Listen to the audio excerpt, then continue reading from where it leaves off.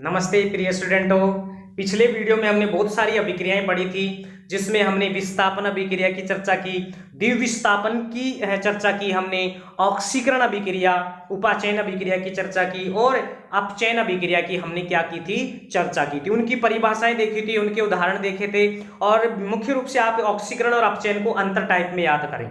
ठीक है, बिल्कुल। अगर आप इस चैनल पर नए हैं तो लाइक शेयर और सब्सक्राइब जरूर करें, बेल बटन को जरूर दबाएं। ये मैं आपसे बार बार विनती करता हूं, क्योंकि हमें मोटिवेशन वहीं से मिलता है भैया, लाइक से शेयर से ही मिलता है हमें। ठीक है, हमें कौन से पैसे मिल रहे हैं यहाँ? ठीक है, बिल्कुल वहां से हमें मोटिवेशन मिलता है कि हाँ बहुत सारे स्टूडेंट जुड़े हुए हैं। जब आप लाइक शेयर ही नहीं करोगे तो मुझे कैसे पता चलेगा कि कौन से स्टूडेंट जुड़े हुए हैं, कौन से स्टूडेंट कमेंट्स कर रहे हैं, उनकी क्या समस्या है, कौन सा टॉपिक वो पढ़ना चाहते हैं। तो ये कमेंट्स करें आप। आज का जो अपना टॉपिक रहेगा वो संक्षारण। ठीक है, बिल्कुल। आज का जो टॉपिक रहेगा वो संक्षारण रहेगा अपना, और बहुत सारे इसकी परिभाषा, इसके उदाहरण वगैरह हम देखेंगे। ठीक है, तो सबसे पहले इसकी परिभाषा क्या होती है वो देखते हैं। इसकी परिभाषा क्या होगी? जब किसी धातु की सतह वायु, ठीक है, क्या क्या आएगा कि जब कोई धातु जो कोई, यानी जब किसी धातु की सतह वायु जल एवं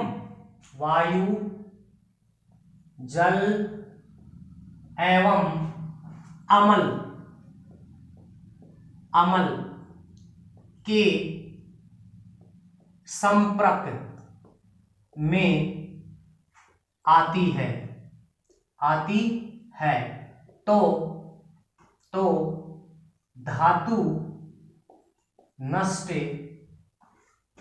होना शुरू, या हम कह सकते हैं धातु संक्षारित होती है। इस प्रक्रिया को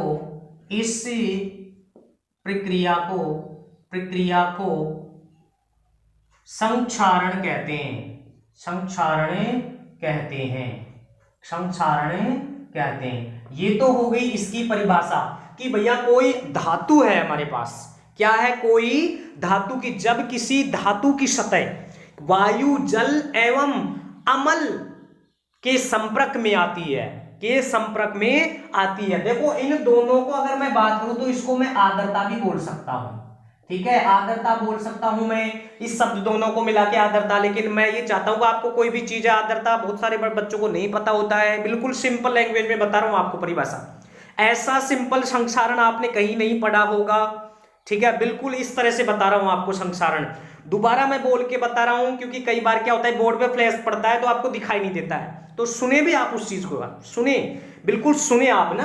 कई बार क्या होता है बोर्ड पे अशुद्धियां भी लिखी जाती हैं, तो कोई दिक्कत वाली बात नहीं है। अगर आप सुनेंगे और बिल्कुल आप पढ़ेंगे उसको। जब किसी धातु की सतह आर्द्रता एवं अमल, या कोई अन्य इत्यादि पदार्थ भी हो सकता है, ठीक है ना, अमल के संपर्क में आती है तो धातु नष्ट होना शुरू हो जाती है। ठीक है, शुरू होना अर्थात धातु संक्षारित होती है। इस प्रक्रिया को संक्षारण कहते हैं। अंडरलाइन करेंगे आप इसको, क्या कहते हैं? संक्षारण कहते हैं। एग्जाम्पल की अगर हम बात करें तो जैसे लोहे पर जंग लगना। लोहे पर क्या लगना? जंग लगना।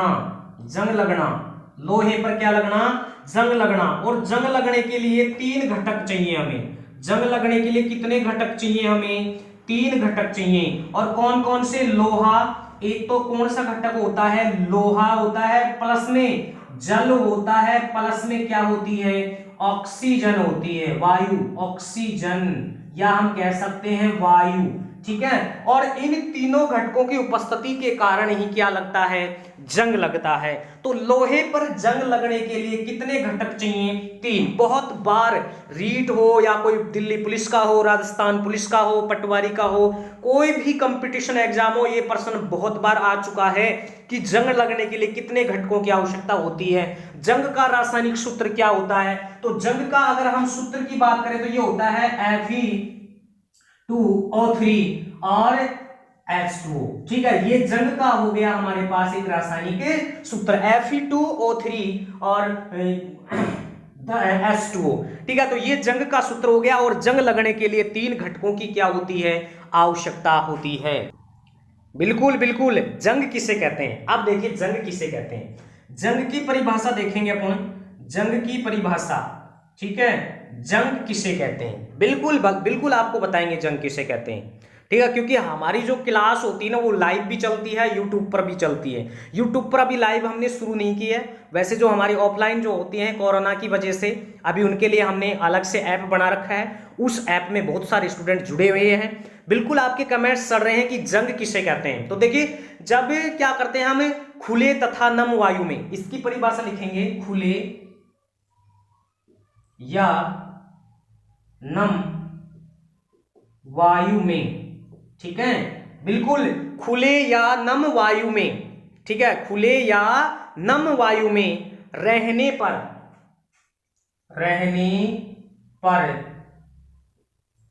लोहे पर लाल भूरे रंग की परत चढ़ जाती है, जिसे जंग कहते हैं। क्या कहते हैं, जंग कहते हैं। और ये बन जाएगा Fe2O3 और H2O। ये होता है जंग का रासायनिक सूत्र। ठीक है, आप याद रखेंगे कि कोई लोहे की धातु है, जब वह वायु और खुले में या जब नम वायु के संपर्क में आती है कोई भी लोहे की धातु, ठीक है, तो उसके ऊपर क्या होता है, एक प्रकार से भैया हाँ तांबे की भी हो सकती है, कोई दिक्कत वाली बात, तांबे की भी हो सकती है, लेकिन स्पेशल हम जंग लोहे के लिए जान रहे हैं यहाँ। ठीक है, तब उस पर क्या होती है, एक लाल भूरे रंग की परत चढ़ जाती है, जिसे हम जंग कहते हैं, जिसे हम क्या कहते हैं, जंग कहते हैं। ठीक है, बिल्कुल आप उतारे इसको। संसारण, जब किसी धातु की सतह पर वायु जल एवं अम्ल के संपर्क में आती है तो धातु नष्ट होना शुरू अर्थात धातु संसारित होती है। इस प्रक्रिया को संसारण कहते हैं। जैसे लोहे पर जंग लगना, 3 घटकों की आवश्यकता होती है लोहे पर जंग लगने के लिए। बिल्कुल बिल्कुल आपको डिटेल में पढ़ा रहा हूं, आपको बिल्कुल डिटेल में पढ़ा रहा हूं आपको, बिल्कुल। अगला उदाहरण लिख लेंगे आप, दूसरा तांबा, या इसको क्या बोलते हैं, कॉपर, को वायु में खुला छोड़ने पर इसकी सतह पर, ठीक है, इसकी सतह पर, ठीक है, अब किसकी सतह पर है, कि जो कॉपर होता है, ठीक है, जो कॉपर होता है, जो तांबा होता है, ठीक है, इसकी सतह पर हरे रंग की परत चढ़ जाती है। इसे हम कहते हैं तांबे का जंग कहते हैं। ठीक है, अब ये क्यों होता है कि ये जो कॉपर होता है ये किसके संपर्क में आने से होता है, ये CO2 के संपर्क में आने से होता है। किसके संपर्क में, CO2 के संपर्क में आने से जो तांबा होता है इसके ऊपर एक हरे रंग की परत चढ़ जाती है। ठीक है, नेक्स्ट उदाहरण देखिए। नेक्स्ट तीसरा उदाहरण अपने पास है सिल्वर या हम कह सकते हैं चांदी, Ag। ठीक है, Ag, सिल्वर चांदी को वायु में खुला छोड़ने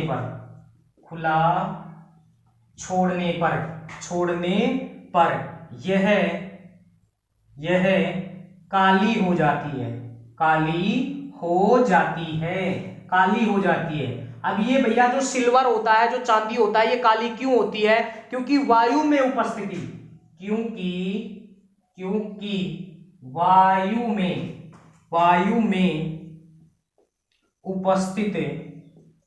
उपस्थित सल्फर के कारण होता है, यानी सल्फर के साथ क्रिया कर लेता है। और ये जो चांदी होती है, जो सिल्वर होता है, ये कैसा हो जाता है, काला हो जाता है। ठीक है, तो ये उदाहरण थे हमारे पास संक्षारण की, कुछ उदाहरण, लोहे पर जंग लगना, तांबे के बर्तन जो होते हैं वायु के संपर्क आने पर, नमी के संपर्क में आने पर हरे रंग के होना CO2 के कारण होता है। और जो अपने पास सिल्वर चांदी है, ठीक है, ये किसके संपर्क में आता है? सल्फर के संपर्क में आने से वो काली हो जाती है, उसके ऊपर काली परत चढ़ जाती है, ठीक है। तो ये चीज अपन याद रखेंगे। अब टॉपिक आता है संक्षारण को रोकने के उपाय। संक्षारण को रोकने के उपाय।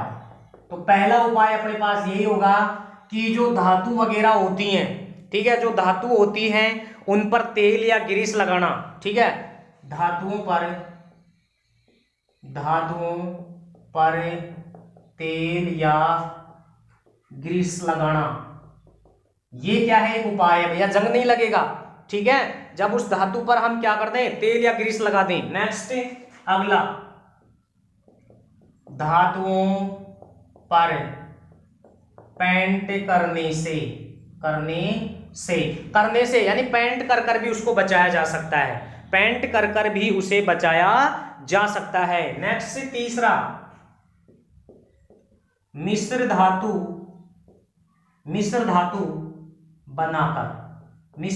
बना देंगे। अगर मिश्र धातु बना देंगे ना तो भी उस पर जंग नहीं लगेगा। अब मिश्र धातु जैसे मान लो अपने पास लोहा होता है, ये जो लोहा होता है, शुद्ध जो लोहा होता है, ये क्या होता है? बिल्कुल नरम होता है, इसको कोई आकार या शेप नहीं दे सकते अपन, ठीक है। अब इसमें क्या काम करेंगे? हमें इसमें कार्बन मिलाया जाता है, ठीक है, 0.05% इसमें कार्बन मिलाया जाता है, जिससे जो लोहा होता है वो कठोर और परबल हो जाता है, कठोर एवं क्या हो जाएगा? परबल हो जाता है, कठोर एवं परबल हो जाएगा। याद रखना कि भैया जो शुद्ध लोहा होता है ना, कोई काम का नहीं है। काम का क्या है? जब उसको मिश्र धातु में बदले हम, उसमें जब कार्बन मिलाए 0.05% जब कार्बन मिला दे उसमें, तो वो कठोर एवं प्रबल हो जाता है, तब काम में लिया जाएगा। और जब ऐसा करने से बहुत कम क्षमता होती है कि उसमें जंग लगे, क्योंकि कोई चीज शुद्ध होती है तब उसमें जंग लगने की आशंका ज्यादा होती है। तो इस चीज को भी आप नोट करें। नेक्स्ट अपने पास क्या होता है कि भैया लोहे को जंग से कैसे बचा सकते हैं? बिल्कुल ये तो था भैया, जंग तो लगेगा, इसमें थोड़ा बहुत जंग लगेगा, लेकिन बिल्कुल ही कैसे बचा सकते हैं? देखो, जब लोहा है अपने पास, ये लोहा है, प्लस इस लोहे में क्या मिला दे? निकिल, और क्या मिला दे? क्रोमियम। तो हमें कौन सा लोहा प्राप्त होता है? जिस लोहे का जो नाम होता है वो होता है स्टेनलेस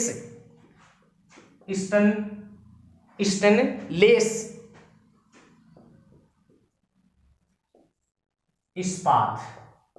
कौन सा लोहा प्राप्त होता है? स्टेनलेस इस्पात प्राप्त होता है, स्टेनलेस इस्पात प्राप्त होता है, जो बहुत कठोर होता है। जो क्या होता है? कठोर, जिस पर जंग नहीं लगता है, बिल्कुल इंपॉर्टेंट चीजें हैं भैया ये, जिस पर जंग नहीं लगता है, स्टेनलेस इस्पात पर जंग नहीं लगता है। अब आपसे पूछ लेगा कि स्टेनलेस इस्पात पर जंग क्यों नहीं लगता है, इस धातु पर जंग क्यों नहीं लगती? क्योंकि लोहे को जब निकिल और क्रोमियम के साथ मिला देते हैं तो वो कठोर बन जाएगी, जिस पर जंग नहीं लगता है, क्योंकि ये एक मिश्र धातु है। कौन सी धातु है? मिश्र धातु है। कौन सी धातु है? मिश्र धातु है। बिल्कुल अपने को संक्षारण और विकृतिगंधा जो आपके चैप्टर में चलती है ना, वो दो लाइन में नहीं पढ़ना है, क्योंकि आप यहां पढ़ रहे हैं, तीसरे चैप्टर में पढ़ेंगे, तो उसकी बजाय मैं यही पढ़ा देता हूं आपको, वहां पढ़ने की जरूरत ही नहीं पड़ेगी आपको, बिल्कुल। और ऐसा पढ़ाऊंगा, कहीं से भी क्वेश्चन आ जाए आप आराम से कर दोगे, बिल्कुल। आप खुद उठा के देखिए, आपकी बुक में उपाय नहीं है, लेकिन तीसरे चैप्टर में है। बिल्कुल मैं दोनों को मिक्स करके पढ़ा रहा हूं आपको, ताकि आपको बार बार पढ़ने की आवश्यकता नहीं हो, बिल्कुल आपको बार बार पढ़ने की आवश्यकता नहीं हो। अगला उपाय क्या है? अगला उपाय है कि लोहे की सतह पर जिंक या जस्ते की परत चढ़ाना जस्तीकरण या यसद लेपन कहलाता है। यसद लेपन कहलाता है, यसद लेपन कहलाता है। क्या कहलाता है भैया? लोहे की सतह पर जिंक या जस्ते की परत चढ़ाना। ठीक है, लोहे की धातु पर क्या करना? जस्ते या जिंक की परत चढ़ाना क्या कहलाता है? यसद लेपन या जस्तीकरण कहलाता है। जस्तीकरण या यसद लेपन कहते हैं। बहुत इंपॉर्टेंट है, परिभाषा पूछ लेता है प्री स्टूडेंट बहुत बार। यसद लेपन में किसकी परत चढ़ाते हैं, है ना? यसद लेपन में हम जस्ते की या फिर हम जिंक की परत चढ़ाते हैं, जिसको हम संक्षारण से बचा सकते हैं। और संक्षारण के उपाय है, ये भी बचाव ही है, एक प्रकार से उपाय है इसका कि धातु पर जंग नहीं लगे, संक्षारण नहीं हो, तो इस तरह से हम कर सकते हैं। अब देखिए प्रिय स्टूडेंटों, बहुत बार एसएससी में पूछा गया है, जो सीजीएल वगैरह की होती है, वैकेंसी निकलती है, वहां बहुत बार क्वेश्चन पूछा गया है कि शुद्ध लोहा, शुद्ध सोना 24 कैरेट का होता है। कितने कैरेट का होता है? 24 कैरेट का, जो क्या होता है? अत्यंत नरम होता है, आभूषण नहीं बना सकते हैं। भैया कोई चीज नरम है तो वो आभूषण में कैसे रुकेगी? वो बहकर चल पड़ेगी। इसलिए 24 कैरेट का जो सोना होता है वो शुद्ध सोना माना गया, लेकिन नरम होने के कारण आभूषण नहीं बनाए जाते हैं। ठीक है, अब क्या होता है कि जो 22 कैरेट का सोना होता है, 22 कैरेट, ठीक है, इस 22 कैरेट में दो भाग चांदी और प्लस से तांबा, ठीक है, यानी Ag प्लस में हम कह सकते हैं Cu। इसके दो भाग मिलाकर 22 कैरेट का सोना, जिससे आभूषण बनाया जाता है,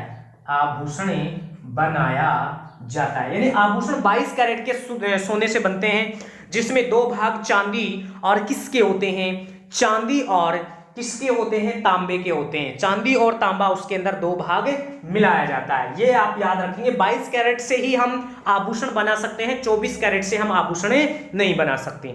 ठीक है, क्योंकि भैया 24 कैरेट का जो सोना होता है ना, वो क्या होता है? नरम होता है, बिल्कुल नरम होता है, तो आभूषण बन ही नहीं सकते। बिल्कुल ये चीज याद रखेंगे। अगला जो टॉपिक है हमारे पास, वो लास्ट टॉपिक इस चैप्टर का, वो अभी हम पढ़ लेते हैं, सिर्फ उसकी परिभाषा।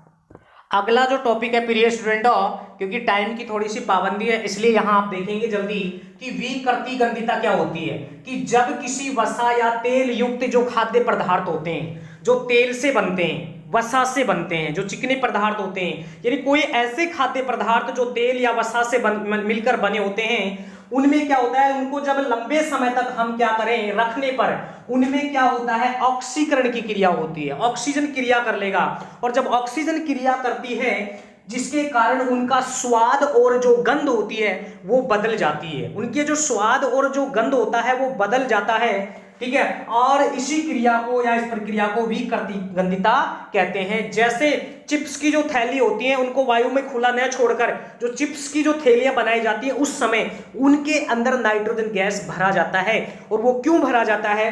ताकि वो ऑक्सीजन से क्रिया नहीं करे। अगर ऑक्सीजन से क्रिया करेगा तो ऑक्सीकरण की क्रिया होगी, और जब ऑक्सीकरण की क्रिया होगी तो उसमें गंध आने लग जाएगी, उसका स्वाद भी चेंज हो जाएगा, और इस क्रिया को कहते हैं विकृति गंधिता। दोबारा देखिए कि जब किसी वसा या तेल तथा तेल युक्त वस्तुओं को लंबे समय तक रखने पर इनमें क्या होता है? ऑक्सीकरण की क्रिया होती है। और ऑक्सीकरण आपको पता है कि ऑक्सीजन से क्रिया करता है, ठीक है, तो हो जाता है, जिसके कारण स्वाद व गंध भी बदल जाती है, और इस प्रक्रिया को विकृति गंधिता कहते हैं। जैसे चिप्स की थैलियों में, जब चिप्स की थैलियां पैकिंग की जाती है तो उसके अंदर ऑक्सीजन ना भरकर, उसे खुला न छोड़कर उसके अंदर नाइट्रोजन गैस भरी जाती है, ताकि उसका गंध और उसका स्वाद चेंज नहीं हो, जैसा उसका स्वाद है वो स्वाद बना रहे। तो ये थे आज के संक्षारण और विकृति गंधिता। आपको तीसरे चैप्टर में पढ़ने की आवश्यकता नहीं है, मैंने यही आपको पढ़ा दिया है पहले चैप्टर में। बिल्कुल आप अगर नए हैं, ये चैप्टर मैंने कंप्लीट कर दिया, कोई टॉपिक नहीं बचा इस चैप्टर का। क्वेश्चन भी मैंने बीच में आए तो सोल्व करवाए थे मैंने आपको।